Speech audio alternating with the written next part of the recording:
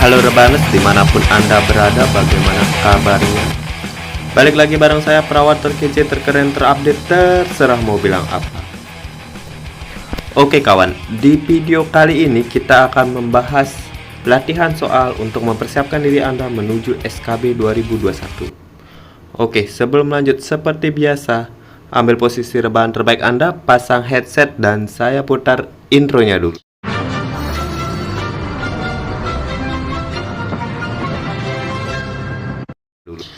Oke, kita mulai dari soal pertama. Anak usia 9 bulan datang ke puskesmas untuk melakukan pemeriksaan pertumbuhan dan perkembangan anaknya secara rutin. Pada saat dilakukan screening menggunakan KPSP, anak mampu menirukan suara, berjalan dengan dituntun, menggenggam pensil, bermain cilukba. Hasil skor totalnya 9. Apakah kesimpulan yang didapatkan anak tersebut? Oke, di KPSP sudah dijelaskan kesimpulan-kesimpulan di screening menggunakan KPSP di buku deteksi dini yang sampulnya warna hijau. Untuk teman-teman yang belum punya, silahkan di japri, nomor WA, kontak saya ada di deskripsi. Lanjut. Untuk kesimpulan, untuk 9 sampai 10 kesimpulannya adalah perkembangan anak sesuai dengan umurnya. Untuk 7 dan 8, perkembangan anak meragukan. Kalau 6 ke bawah, perkembangan anak mengalami penyimpangan. Oke, jawaban yang paling tepat adalah A.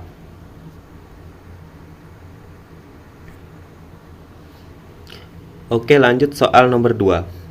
Anak berusia 19 bulan datang ke puskesmas dengan keluhan anak tidak mampu berjalan sendiri. Dari hasil screening didapatkan total jawaban ya adalah 7. Anak tampak rewel. Apakah tindakan perawat selanjutnya? A. Memberi anak mainan yang sesuai. B. Menganjurkan ibu membawa anaknya setiap 3 bulan. C. Menganjurkan ibu membawa anaknya kembali setelah 2 minggu. D. Melakukan rujukan ke poli tumbuh kembang anak di RS terdekat. E. Menganjurkan ibu untuk selalu melakukan kunjungan posyandu. Oke, jawaban yang paling tepat kira-kira yang mana? Ingat, sebelum kita melakukan intervensi, kita harus simpulkan dulu anak itu di kategori mana. Jadi kalau seperti yang dijelaskan tadi, 7 dan 8 itu adalah kategori meragukan.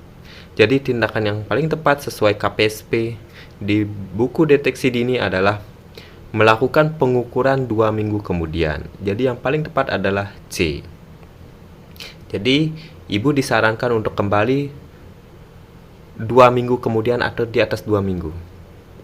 Idealnya sih 2 minggu, di deteksi dini itu dianjurkan untuk datang 2 minggu kemudian. Nah, siapa tahu ada soal yang mengecoh, dia datang ulangan, misalnya datang kembali di 2 minggu sesuai saran perawat, tapi hasilnya 8. Tindakan selanjutnya, jadi jawabannya adalah merujuk ke poli tumbuh kembang di rumah sakit level 1. Itu kalau yang baru pertama nilainya 7 sampai 8, disarankan untuk kembali 2 minggu kemudian.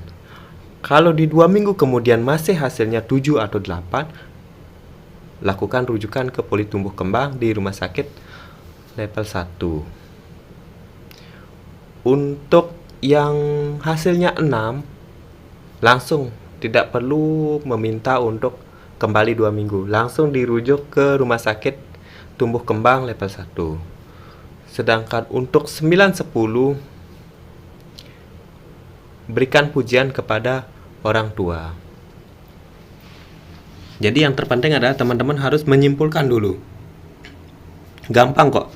9, 10, 7, 8, 6 ke bawah. Itu aja. Cuma 3 ada kesimpulannya di screening KPSP. Oke, lanjut. Soal nomor 3. Anak A diantar ibunya ke puskesmas pada tanggal 21 Oktober 2021 dengan keluhan belum mampu berjalan sendiri. Apakah yang pertama dilakukan perawat dalam screening perkembangan pada anak tersebut? A. Memberikan mainan, B. Menggaris usia, C. Menghitung umur, D. Menentukan kuesioner perkembangan, E. Memberikan instruksi sesuai garis usia. Nah, kita yang pertama kita lakukan kalau mau melakukan screening KPSP itu, yang pertama harus menghitung umur dulu. Jadi kalau sudah kita tahu umurnya, baru kita bisa menentukan kuesioner perkembangan. Jadi kalau umurnya sekian, kuesioner yang tepat adalah sekian. Setelah tahu kuesionernya, baru berikan instruksi sesuai garis usia. Kalau memberikan mainan, tidak cocok. Jadi jawaban yang paling tepat adalah C. Menghitung umur. Oke, lanjut soal nomor 4. Seorang perempuan usia 30 tahun dirawat di RSC karena marah-marah, bicara sendiri dan menolak mandi. Hasil pengkajian kontak mata tidak ada, menyendiri dan menolak berinteraksi. Pasien sudah diajarkan cara mengontrol marah, mengontrol halusinasi, cara berkenalan, dan cara merawat diri. Apakah evaluasi tindakan keperawatan yang tepat pada kasus di atas? A. Baju bersih dan rapi, B. Tanda-tanda marah berkurang, C. Mempunyai teman, kontak mata ada, D. Pasien menunjukkan berorientasi pada realita, E. Pasien menunjukkan perilaku meningkatkan harga diri. Oke teman-teman, untuk soal seperti ini, untuk menentukan evaluasi tindakan, rencana tindakan, teman-teman harus tahu dulu diagnosa keperawatannya. Itu kuncinya di keperawatan jiwa atau di keperawatan-keperawatan yang lain. Nah, untuk diagnosa jiwa, teman-teman fokus pada saat pengkajian. Hasil pengkajian kontak mata tidak ada, menyendiri dan menolak berinteraksi.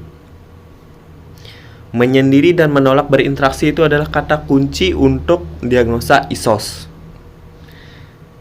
Jadi kita sudah dapat nih diagnosanya isolasi sosial. Jadi yang dievaluasi adalah yang terkait dengan isolasi sosial. Baju bersih dan rapi yang A ini itu adalah evaluasi untuk DPD.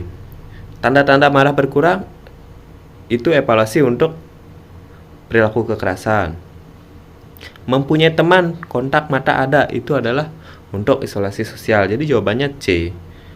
Kalau pasien menunjukkan berorientasi pada realita, itu lebih ke waham. Pasien menunjukkan perilaku meningkatkan harga diri, itu masuknya ke HDR. Itu sangat mudah ya. Yang penting teman-teman bisa mengangkat diagnosa dulu, menentukan diagnosanya dulu. Baru teman-teman bisa mengangkat evaluasi tindakan atau rencana tindakan. Jadi soal-soal jiwa itu hanya seperti itu. Kalau proses keperawatan maksudnya. Jawaban paling tepat adalah C. Mempunyai teman, kontak mata ada. Soal nomor 5. Pada saat kunjungan rumah ditemukan laki-laki berusia 67 tahun dengan hipertensi sejak 7 tahun yang lalu. Klien sudah 2 hari yang lalu mengkonsumsi daging kambing dalam perayaan hari besar agama. Sampai saat ini klien tidak ada keinginan untuk kontrol tekanan darah ke pustu terdekat. Hasil pemeriksaan tekanan darah 140/100 mm Hg. Apakah masalah keperawatan utama pada kasus tersebut? Kata kuncinya di sini adalah hipertensi sejak 7 tahun yang lalu. Klien sudah 2 hari yang lalu mengkonsumsi daging kambing. Tidak ada keinginan untuk kontrol tekanan darah. Itu jawabannya menuju ke pemeliharaan kesehatan tidak efektif. Nah, saya jelaskan sedikit tentang diagnosa keperawatan di gerontek atau komunitas. Ini paling sering muncul di gerontek atau komunitas. Untuk perilaku kesehatan cenderung berisiko, ini jawabannya ya, kalau dilingkarin itu bukan maksudnya jawaban. Untuk perilaku kesehatan cenderung berisiko itu tandanya dia tidak tahu kalau dirinya hipertensi. Contoh soalnya seperti ini. Pasien umur 67 tahun memiliki kebiasaan merokok, minum alkohol, makan bergaram-garam, dan jarang berolahraga. Masalah keperawatan utamanya perilaku kesehatan cenderung berisiko. Karena dia tidak tahu kalau dia hipertensi. Yang jelas kalau tidak disebutkan penyakitnya, terus ada kebiasaan-kebiasaan yang mengarah untuk meningkatkan risiko suatu penyakit, itu masuk diagnosa perilaku kesehatan cenderung berisiko. Kalau perilaku kesehatan cenderung berisiko, intinya dia tidak tahu dulu. Kalau di sini sudah jelas ada dia tahu dirinya hipertensi. Untuk pemeliharaan kesehatan tidak efektif, seperti yang saya jelaskan tadi, dia tahu dirinya hipertensi tapi masih mengkonsumsi daging kambing, tidak mau kontrol. Itu larinya ke pemeliharaan kesehatan. Untuk manajemen kesehatan tidak efektif, dia ada program, misalnya ada program Pustu, tapi dia tidak bisa menjalankan program itu. Karena misalnya dia bekerja sampai malam, jadi waktu untuk kontrol itu tidak ada. Intinya gini, kalau perilaku kesehatan cenderung berisiko ini larinya ke defisit pengetahuan. Ingat aja, kalau dia tidak tahu, tidak disebutkan penyakitnya, tidak tahu dengan kondisinya, tapi dia melakukan hal-hal yang berisiko, itu masuk ke defisit ke perilaku kesehatan cenderung berisiko. Kalau pemeliharaan kesehatan inefektif, dia tahu dirinya sakit, tapi dia tidak mau menjalankan program, atau dia tidak patuh dengan programnya. Seperti soal, dia tahu hipertensi, tapi dia masih mengkonsumsi daging, tidak mau kontrol, itu masuk ke pemeliharaan. Kalau manajemen kesehatan, cenderung kata kuncinya itu ada pengelolaan, ada yang dikelola pokoknya. Kalau manajemen itu kan pengelolaan. Jadi misalnya salah satu contohnya pengelolaan waktu. Jadi dia ada waktu untuk kontrol, tapi terhalang karena suatu hal, misalnya tidak ada yang nganter, atau bekerja sampai malam, itu masuknya ke manajemen kesehatan. Jelas ya? Perbedaan dari 3 diagnosa ini. Biasanya 3 diagnosa ini paling langganan di komunitas dan gerontik. Jawaban paling tepat adalah B. Pemeliharaan kesehatan tidak efektif. Soal nomor 6. Seorang laki-laki 65 tahun datang ke IGD puskesmas diantar oleh keluarganya. Hasil pengkajian, pasien lemas, tampak pucat, berkeringat dingin. GCS 455, GDS-nya 60 mg per dl. Intervensi keperawatan yang tepat pada kasus di atas adalah, ingat di sini ditekankan intervensi. Kita lihat opsinya. A. Kaji riwayat penyakit sebelumnya. B. Berikan D40. C. Monitor glukosa darah. D. Berikan air gula. E. Ukur balance cairan. Balance cairan tidak mungkin. Untuk monitor gula darah, kita belum melakukan tindakan apa-apa. Apa yang akan kita monitor? Kan salah. Yang C dan E sudah pasti salah. Kita lihat kata pertanyaannya, intervensi. Kalau sudah soalnya intervensi, kita harus tahu proses keperawatan itu ada 5. Pengkajian, diagnosa perawatan, intervensi keperawatan, implementasi, dan evaluasi. Kalau sudah ditanyakan intervensi keperawatan, kata kaji itu sudah tidak boleh ada masuk.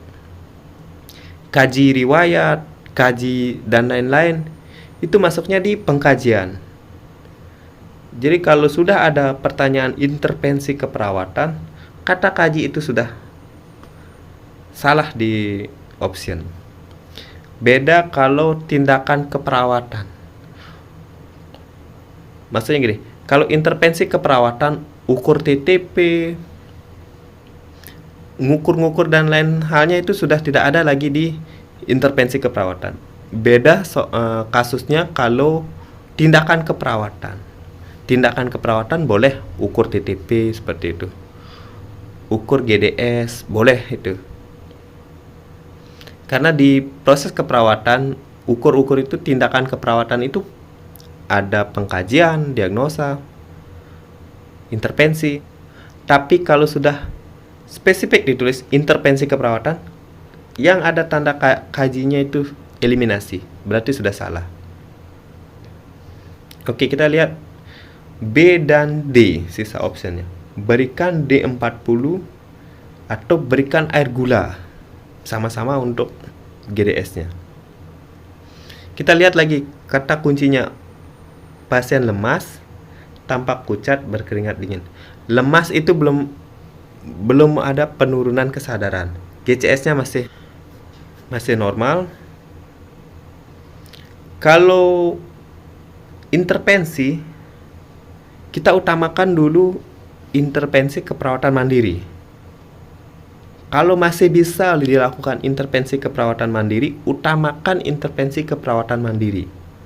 Kalau sudah mentok tidak bisa dilakukan intervensi keperawatan mandiri, baru kita lakukan intervensi tindakan kolaboratif. Kita lihat yang B ini tindakan kolaboratif. Memberikan D40 ada sesuai dengan tindakan kolaboratif dengan dokter. Berikan air gula ini tindakan mandiri keperawatan.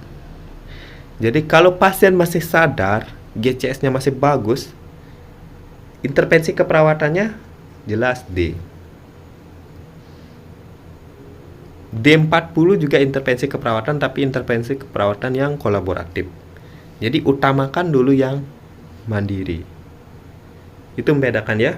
Ingat, kalau soal intervensi, kata kaji itu sudah tidak boleh lagi ada naik. Kaji, ukur seperti itu sudah tidak boleh lagi naik. Kecuali tindakan keperawatan, beda ya, tindakan keperawatan dengan intervensi keperawatan. Oke, lanjut. So, jawabannya D. Soal nomor 7. Pada saat perawat melakukan pemasangan kateter, setelah dilakukan pelumasan kateter dengan jeli, kateter dapat dimasukkan dengan mudah tanpa hambatan. Urin tampak keluar dan ditampung dalam bengkok yang telah disiapkan. Tindakan yang dilakukan perawat selanjutnya: A. Menekan pubis dengan lembut. B. Mengembangkan balon dengan aquabides. C. Menyambung kateter ke kantong urin. D. Memfiksasi kateter di daerah inguinalis. E. Meneruskan pemasukan kateter sampai perjabangan. Kalau soal ini soal SOP, langsung saja teman-teman baca di SOP pemasangan kateter. Jawaban paling tepat adalah E. Dibuka-buka lagi SOP-nya, biasanya yang naik soal di SKB sekarang ini, entah itu memasang kateter, memasang EKG, dan yang paling tren adalah untuk D3 biasanya itu urutan cuci tangan dan pelepasan APD atau pemasangan APD. Itu yang paling tren sekarang soal-soal di SKB 2021. Oke, soal nomor 8 ini juga merupakan soal tren di SKB. Banyak yang menceritakan mendapat soal seperti ini. Setelah melakukan tindakan di ruang perawatan, APD yang pertama dilepas oleh perawat adalah A. Masker, B. Pelindung wajah, C. Gaun medis, D. Sarung tangan medis, E. Sepatu pelindung. Jawaban paling tepat adalah D. Sarung tangan medis. Kenapa sih sarung tangan medis? Rasionalnya karena sarung tangan ini paling aktif untuk melakukan tindakan. Jadi kuman-kuman itu paling banyak ada di sarung tangan medis. Jadi yang pertama kali dilepas adalah sarung tangan medis, kemudian cuci tangan. Untuk tindakan-tindakan selanjutnya silahkan teman-teman bergabung di grup WA. Di sana aktif saling berbagi materi. Link WA ada di deskripsi dan link kontak saya juga ada di deskripsi. Silahkan dihubungi jika ada keperluan. Kita welcome, kita saling membantu. Soal nomor 9. Posisi duduk TAK stimulasi sensori mendengar musik adalah A. Duduk melingkar, B. Duduk setengah lingkaran, C. Duduk berbaris ke belakang, D. Duduk berbaris ke samping, E. Bebas. Untuk TAK, di bukunya Profesor Budiana Kliat, posisi duduk TAK hampir semuanya duduk melingkar, kecuali satu, stimulasi sensori menonton TV. Jadi hanya menonton TV yang posisi duduknya setengah lingkaran, sisanya adalah duduk melingkar. Jadi jawaban paling tepat adalah A. Diingat untuk TAK setting tempatnya itu rata-rata adalah setengah lingkaran. Saya baca hanya yang setengah lingkaran itu menonton TV. Jadi logikanya kalau melingkar gimana nonton TV-nya, kan begitu. Jadi setelah saya baca di buku keluarannya Prof. Budiana Kliat tentang TAK, hanya menonton TV yang posisi duduknya setengah lingkaran, sisanya duduk melingkar. Lanjut soal nomor 10 terakhir. Seorang laki-laki usia 28 tahun dirawat di RSJ karena keluyuran di pasar dengan hanya memakai celana pendek saja. Sering memaksa meminta-minta sambil mengomel, kadang mengancam pengunjung pasar. Hasil pengkajian penampilan pasien tampak kotor, kontak mata kurang, bicara sendiri sambil menunjuk-nunjuk arah tertentu. Apakah diagnosa keperawatan pada pasien tersebut? A. Halusinasi, B. Isolasi sosial, C. Harga diri rendah, D. Defisit perawatan diri, E. Risiko perilaku kekerasan. Diingat-ingat teman-teman, untuk diagnosa keperawatan, untuk defisit perawatan diri, walaupun 10 tanda-tandanya di hasil pengkajian menunjuk ke arah defisit perawatan diri, tapi ada satu aja data mayor berbicara sendiri atau mendengar bisikan, maka larinya adalah halusinasi. Jadi dilihat di hasil pengkajian, penampilan pasien tampak kotor, kontak mata kurang, bicara sendiri sambil menunjuk arah tertentu, itu adalah clue untuk diagnosa halusinasi. Untuk keperawatan jiwa, kita abaikan data-data riwayat masa lalu seperti keluyuran di pasar, terus memaksa minta-minta sambil mengomel, kadang mengancam pengunjung pasar. Itu data yang kita tidak perlukan. Kalau di keperawatan jiwa, langsung fokus di hasil pengkajian. Itu kuncinya di keperawatan jiwa. Oke, jawaban paling tepat adalah A. Oke teman-teman, cukup sekian dulu di video kali ini. Di HP saya sudah menunjukkan pukul 1:03. Udah tengah malam saya nge-record. Mohon maaf kalau banyak kekurangan. Silakan teman-teman diskusi di grup WA. Di sana kita saling berbagi. Untuk yang baru bergabung, jangan lupa tekan tombol subscribe-nya. Di-share video ini jika merasa bermanfaat. Saya doakan untuk teman-teman lulus ASN tahun ini. Oke, saya Gustro pamit undur diri. Terima kasih.